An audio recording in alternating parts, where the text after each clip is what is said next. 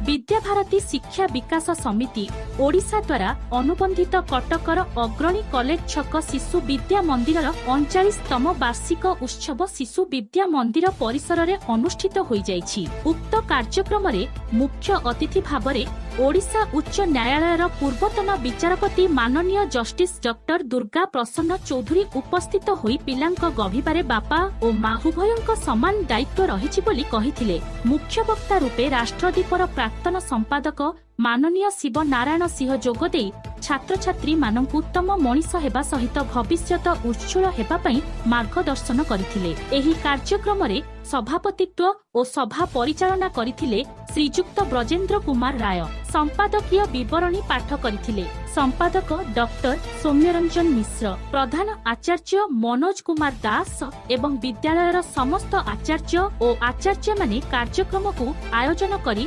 पिलामानंक मध्यरे खुशी बांटिबार अवसर देइथिले। विद्यालयर पिलामानंक द्वारा सांस्कृतिक कार्यक्रम अनुष्ठित हेबा सहित कृति छात्र छात्री मानंकु पुरस्कार वितरण करा जायथिला।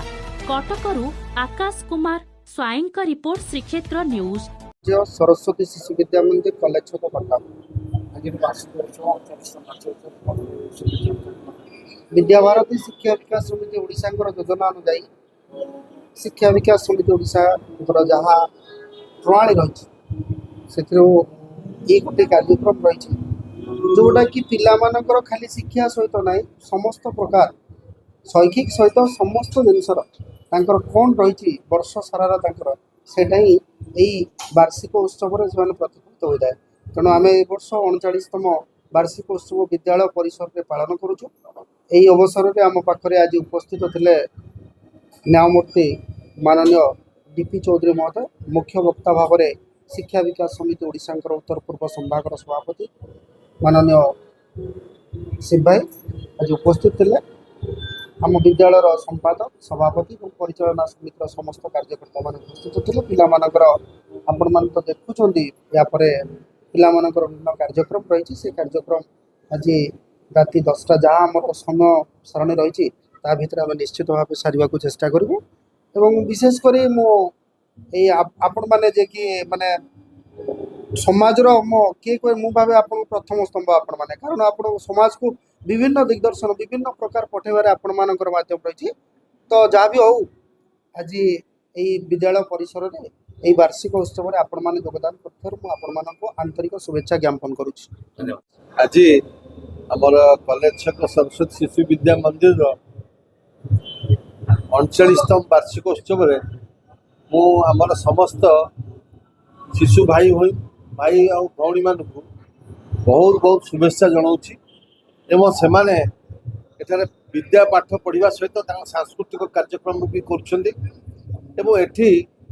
ये सरस्वती शिशु विद्या मंदिर ये गोटे कथा होती मनीष तैयारी विद्यालय गोटे जोटि कि भल मनीषटी बाहर पाठ पढ़ा सहित एवं जीविका सहित गोटे मनीष राष्ट्रपाई एवं राष्ट्रीय भावना कर राष्ट्रपाई काम करवा ये शिक्षा एठारे दि जाए। सरस्वती शिशु विद्या मंदिर कॉलेज छक्र संपादक भाव देखु सरस्वती शिशु विद्या मंदिर 39 वर्ष पदार्पण कर आज तार वार्षिक उत्सव सब गोटे विद्यालय चाहे तार वार्षिक उत्सव पिला उत्सर्गीकृत करने तेणु पिला माने छोट छोट पिला जो पिला को बापा माँ छाड़ी दे था 2.5-3 वर्ष आम मान पाखे तेणु से धीरे धीरे मानसिक स्तर में बहुत ग्रोथ हुए एवं पाठ पढ़ी जो बड़ होती 10वीं श्रेणी पर्यंत ये पाठ पढ़ा चले से सब पिला मन में गोटे आग्रह थाए जे वार्षिक उत्सव हम पार्टिसिपेट करूँ वार्षिक उत्सव में प्राइज भी दिया हुए से प्राइज पाई खुशी हमें एवं सबुठू आनंद विषय जे यही वार्षिक उत्सव आम बहुत खुशी हुए जे आमे भी मैंने अपेक्षा करूँ जे वर्ष को थरे एमती वार्षिक उत्सव पिला संगे आमे बहुत खोलारे आमे समय बिताई था।